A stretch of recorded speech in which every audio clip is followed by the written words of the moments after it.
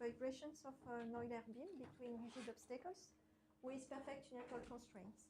So this is a joint work with my colleague Yves Dumont from Montpellier. So we begin with an elastic beam, which is clamped at its left hand and which can move freely at its right hand. We denote by y the vertical deflection of the axis of the beam, and we assume that the motion is planar. So the equation of motion is given by this partial differential equation. The second derivative of y with respect to time minus the first derivative of sigma with respect to x is equal to g, where g is some external load which is applied to the beam, and sigma is a stress tensor which is proportional to the opposite of the third derivative of y with respect to x. Since we have assumed that the beam is clamped at its left hand, we have the following boundary conditions at x equal to 0. So the displacement is prescribed and is a given function of the time t, which corresponds to the motion of the vibrating wall. And the first derivative with respect to x is equal to 0. On the contrary, for the right hand of the beam can move freely. So we have no moment and no pressure on the right hand of the beam. Now we modify slightly the physical setting by adding two rigid stops at the right hand of the beam. So now the displacement is limited by the presence of the two obstacles. And for this obstacle problem, we will assume furthermore that the stops are perfectly rigid, so we have no penetration of the beam into the stops.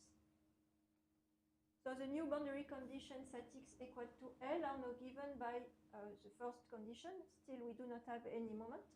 But we have no limited possibility for the displacement, the vertical displacement of the right hand of the beam. G1 and G2 are the two values which characterize the position of the obstacles. And since we assume that there is no penetration of the beam into the obstacles, the contact is modeled with Signorini's complementarity conditions, which says that the stress tensor is still equal to 0 when we do not have any contact. Otherwise, if we have a contact with a lower obstacle, for instance, we have a non-negative stress tensor. And if we have a contact with the upper obstacle, we have a non-positive stress tensor. So all these inequalities for y and for sigma can be summarized in this relation here, where we have introduced the subdifferential of the indicator function of the interval G1, G2. So now, starting from this mechanical description of the problem, we can derive a mathematical formulation. So we get a variational inequality. Of course, we have considered another unknown function, which is now denoted by u, in such a way that we get some homogeneous boundary conditions at x equal to 0. So more precisely, u is defined as y minus some polynomial function of x times f of t.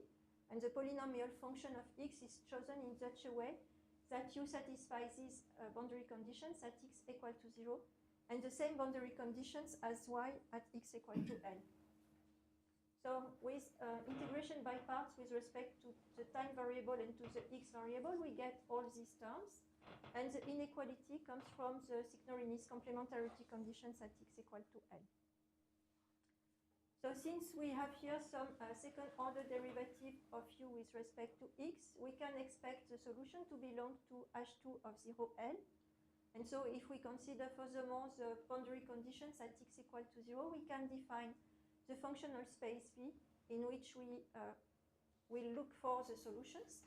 We denote by H the functional space L2. And we have introduced here a convex subset K of V, which correspond to the functions of K which satisfy the unilateral conditions at x equal to L. So for this problem, we know that there exists a solution. The result has been proved by Cutler and Schiller in a paper published in 2001. And the technique of the proof is based on a penalty technique. So more precisely, they relax the constraint and they replace the Signorini's complementarity conditions by a normal compliance approximation, for which the stress tensor is now defined as a function of u with this relation. So we can observe that the stress tensor is now proportional to the penetration of the beam into the obstacle at x equal to L. And we have a coefficient of proportionality which is given by 1 over epsilon, where epsilon is a penalty parameter which is assumed to be small. So the smaller epsilon, the smaller the penetration, and at the limit, when epsilon tends to 0, we get a solution of the unilateral constraints problem P. So this is a very nice mathematical tool in order to get an existence result, since it can be related to the Yoshida approximation of the maximal monotone operator given by the subdifferential of the interval of the indicator function of the interval G1, G2. But this is also a nice theoretical tool to get approximate solutions, since, of course, we get a penalized problem with this relation between sigma and u, which is now described by a variational equality.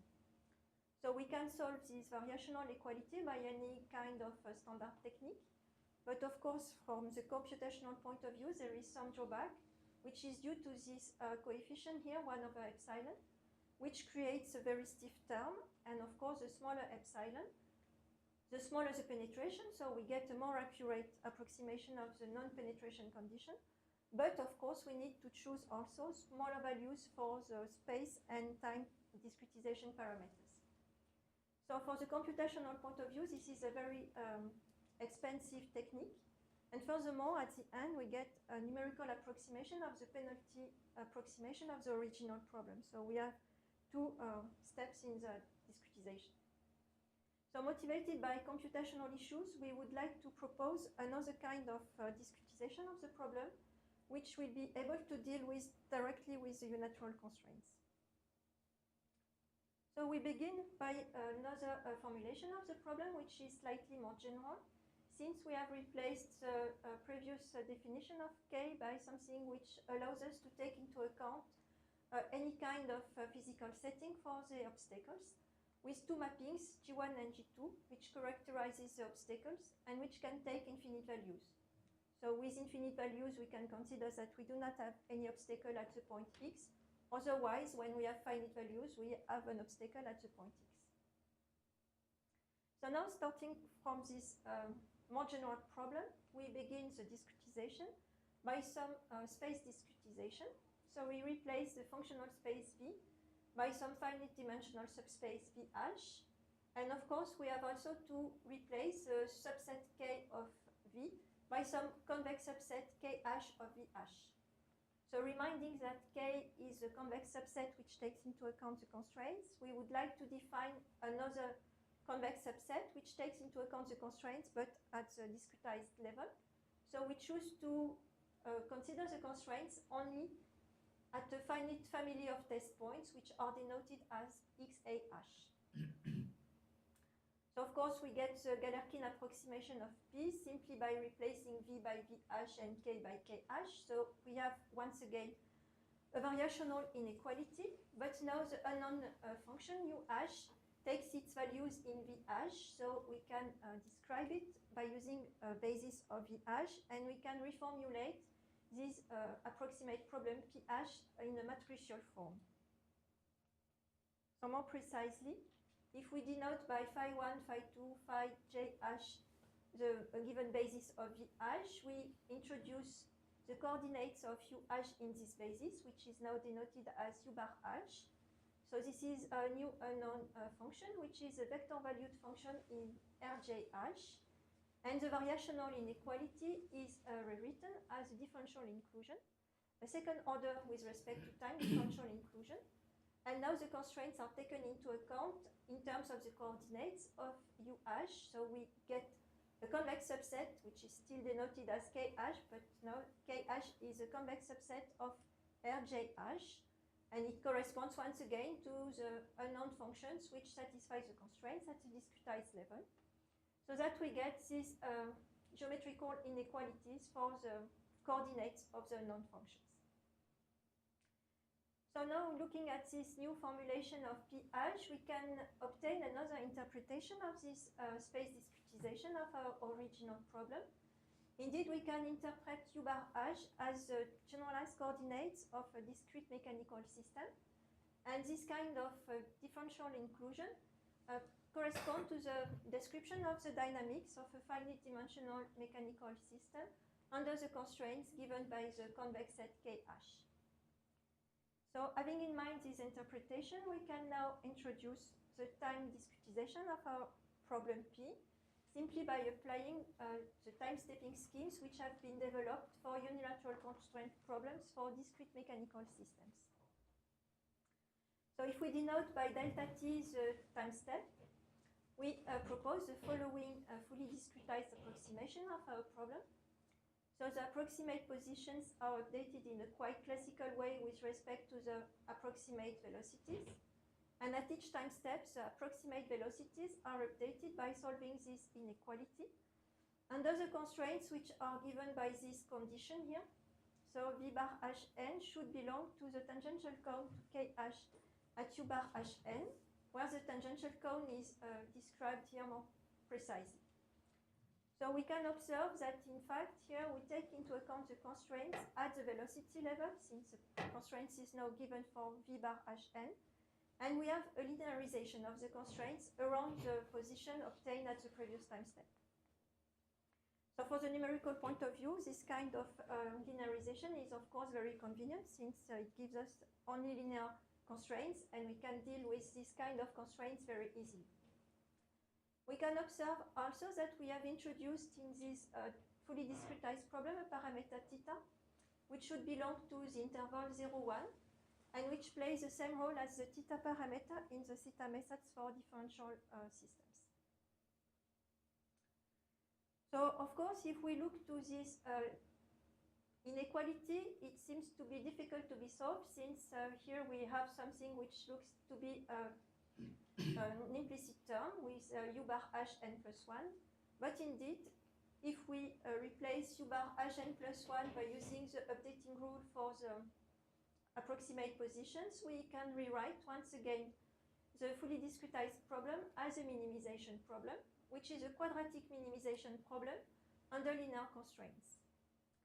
So the matrix which appears here is given more precisely in this form. So it is a symmetric definite positive matrix. And at each time step, we get a unique solution for our fully discretized problem. Furthermore, this is a linear quadratic problem, and we can use standard optimization tools in order to solve it at each time step. So now, of course, we are interested in stability properties for this algorithm. So we introduce the same kind of assumptions for the data as in the existence result proved by Cutler and Schiller. And we assume classically that VH is an approximation of V. Then for the approximate position and velocity UH0 and VH0, we introduce these two assumptions. And we get this inequality, which gives us the stability property, and which gives us unconditional stability property whenever theta is greater than 1/2. Otherwise, we get some value, delta TH, which gives us only conditional stability property.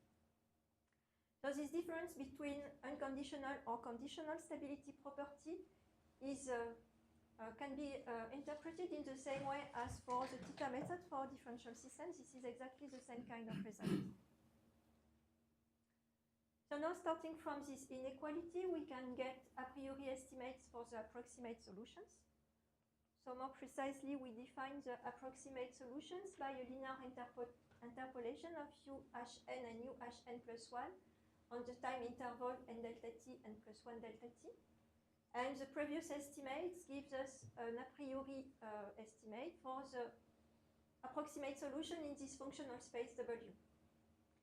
So we can pass to the limit when the time step and the space step tends to 0, at least for subsequence, and we get some weak star convergences. With Sobolev embeddings, we infer some strong convergence in the space of continuous functions.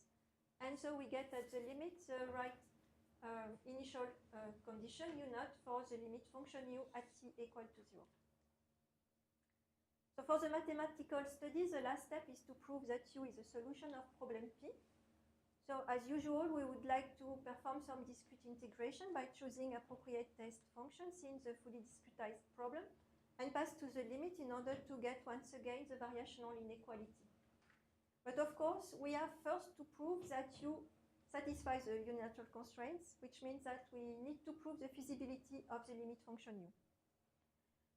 So this step of the proof is not so obvious, since we have to keep in mind that at the discretized level we have chosen to take into account the constraints only at a finite number of points, a family of test points which was denoted XA hash.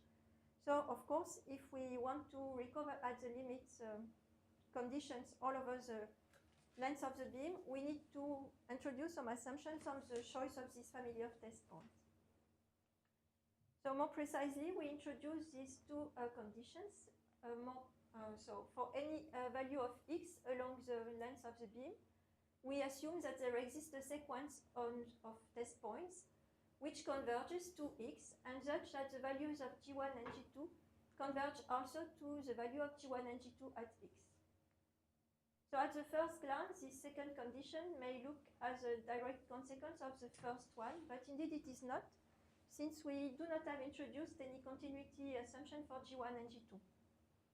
So of course, when G1 and G2 are two continuous mappings, we only need to check the first condition, which is trivially satisfied if, for instance, we choose the family of test points as the space nodes, for instance. Otherwise, we need to check also the second condition, and in order to be sure that both conditions are satisfied, we can choose, for instance, the space nodes, and we add the discontinuity points of the mapping G1 and G2 in order to ensure that the second condition is also true. So these two properties are not really restrictive for the geometrical setting. We always manage to satisfy them. And under these assumptions, we can prove that U satisfies the unilateral constraints, which means that we have the feasibility of the limit. And then with standard techniques, we get the conclusion that U is a solution of our original problem P with the perfect unilateral constraints. So of course, for the numerical aspect, this is a convergence result for the numerical techniques that we have proposed.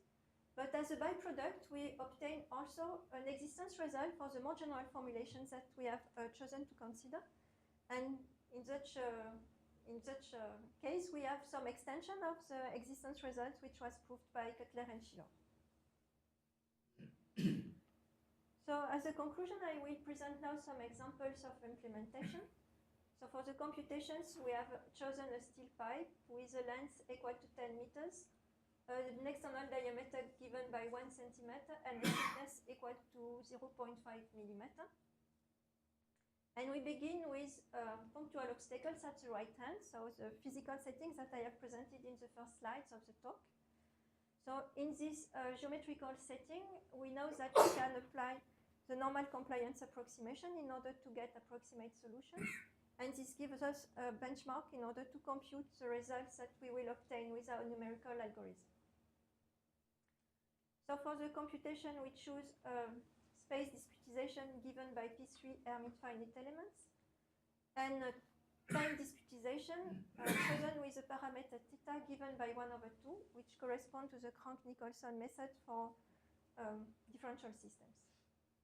Here we have only a discontinuity at x equal to L for G1 and G2, so we can choose the space nodes as test points, XA hash, since indeed the right hand of the beam is one of the space nodes.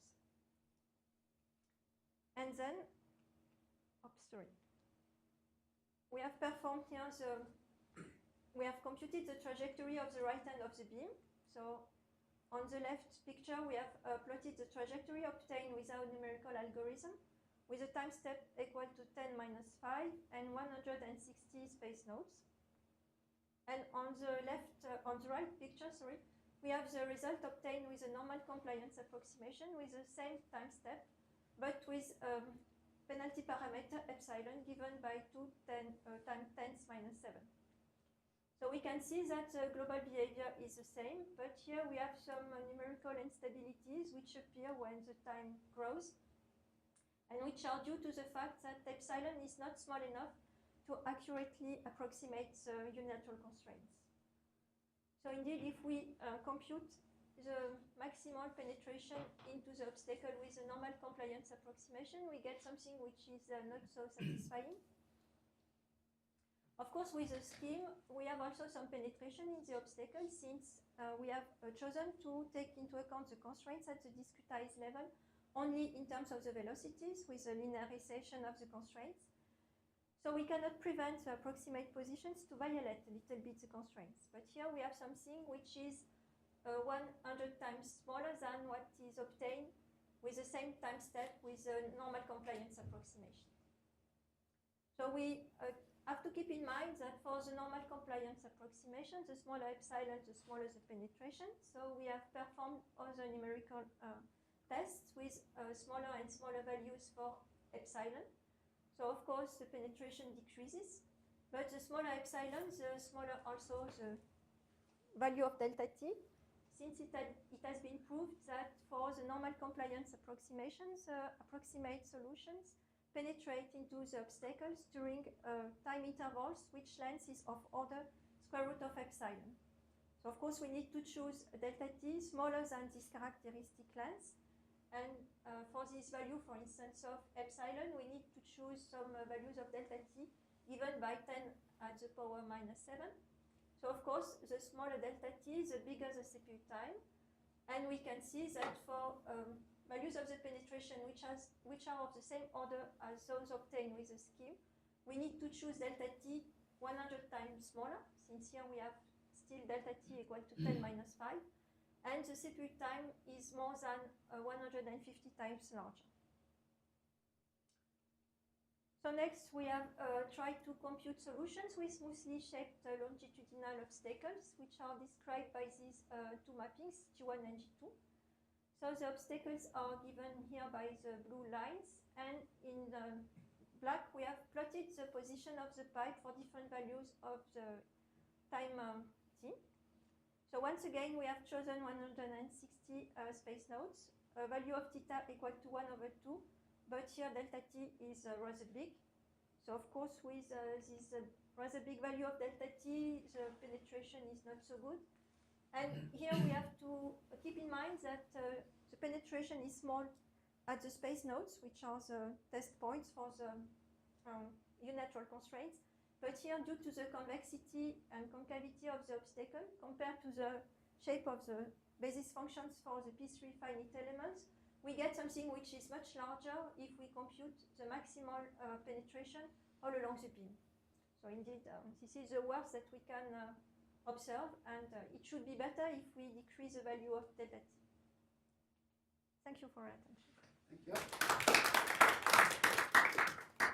Any other questions? Remarks? Thank you for your nice presentation, but I have a question or a remark. So it is very important to consider a higher order problem with a beam. So you have these P3 elements, finite elements, and so you have this non-conforming approximation. Do you also include your analysis the error by quadrature? You have to use some quadrature rules, and so you get additional errors. You mean that we can use a quadratic rule for the time discretization? Time and space discretization. Yes. We have tried for the space discretization to use B-spline. But for the time discretization, the idea was to use, well, let's go back. To use appropriate schemes to compute a solution of this kind of problem. So we know that for this kind of problem, if we use this kind of schemes, which are here, given in this paper, we have convergence when delta t tends to 0, when we have a given space discretization. So the point here was not to get only the convergence when delta t tends to 0 for a given space discretization, but to have the global convergence when the two parameters tend to 0 at the same time. And it is useless to get a better integration of the problem pH with respect to time, since due to the shocks, when we have a contact, we lose any order of convergence. So as long as you have a free flight without contact, you can get any order of convergence if you choose an appropriate integration rule for the time discretization of pH.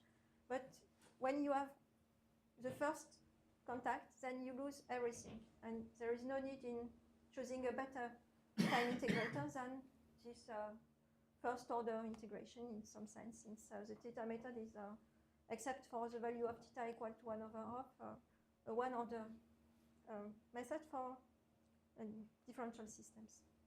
But we have tried different values for theta. So here we have chosen theta equal to 1 over 2, because it was the Crank-Nicolson method, which was the best one in some sense for differential system in the family, which is chosen here with the theta parameter.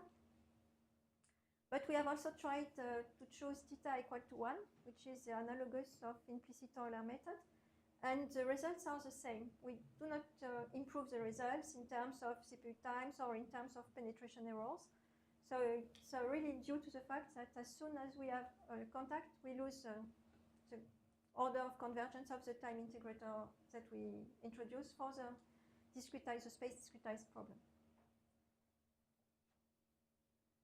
What regularity do you need for G1 and G2?